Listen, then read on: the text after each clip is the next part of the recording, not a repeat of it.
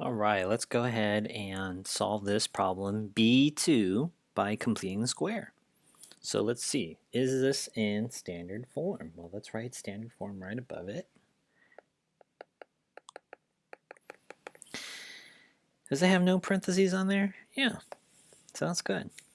Let's now move the c value to the right side. So here's my c value. I'm going to add 4 to both sides.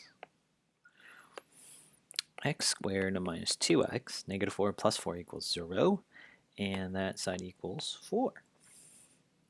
Okay, step number 3 says factor out the GCF, or if the a value. And now when a is not equal to 1, we don't have to do this step. So in some ways it's done, or you don't need it. Okay. Number 4, complete the square.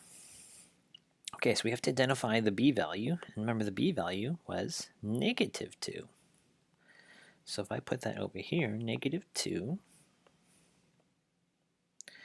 So I have negative 2 divided by 2 is negative 1. And negative 1 times negative 1 is positive 1.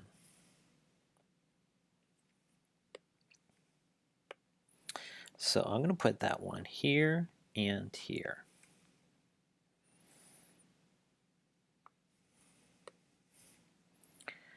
So positive 1 and our positive 1.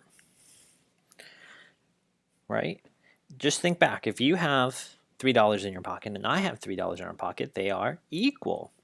But if we add $1 to each of our pockets, the amount of money we both have is still equal. All right, we did that step. What's next? Perfect trinomial square. So basically we have to factor. And I'm going to take this. We're going to factor that one, okay? Let's do it right here.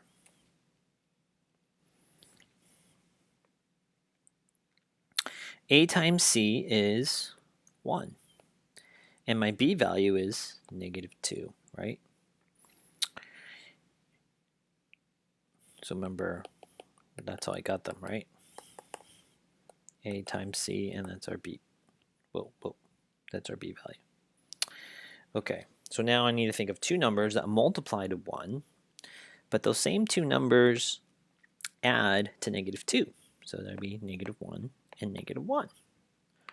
If you remember back to our factoring module, you'll recognize that if the a value is equal to 1, which I have right here, then I don't need to do the box method. Now you could do the box method and you'll still get the same answer.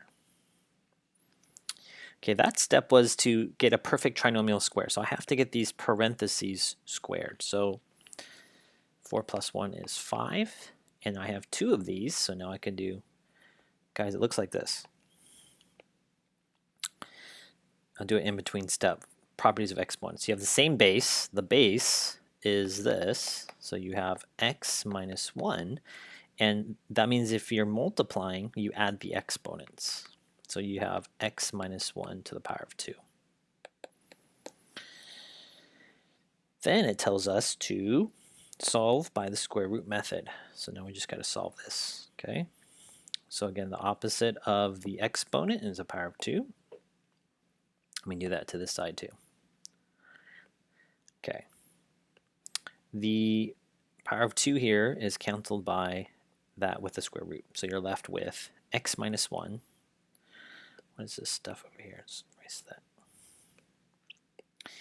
X minus 1 equals, okay, now when you take the square root of both sides of an equation, it's plus or minus. Plus or minus. That just means we need to add, and then we also need to subtract. Okay, there's no other math operations, so I really don't need the parentheses. Okay, and I can just add 1 here.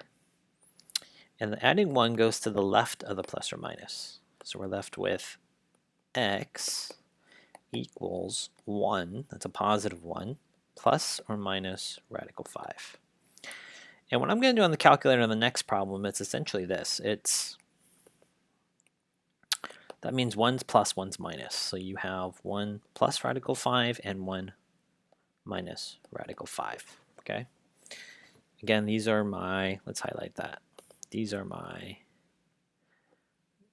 exact answers. Now let's round to the nearest 10th. Let's use a different color. Round to nearest, sorry, directions were 100th. Let's use our calculator. So I'm going to say x is approximately 2 numbers.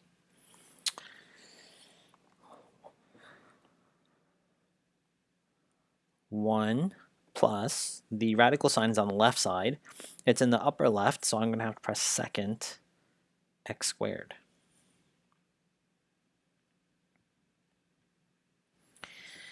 And to get to the nearest hundredths, I'm going to have to look at the 6. That is 6, 7, 8, or 9. So that means the number to the left of that, the 3, is going to have to go up. So that'll be 3.24. 3.24.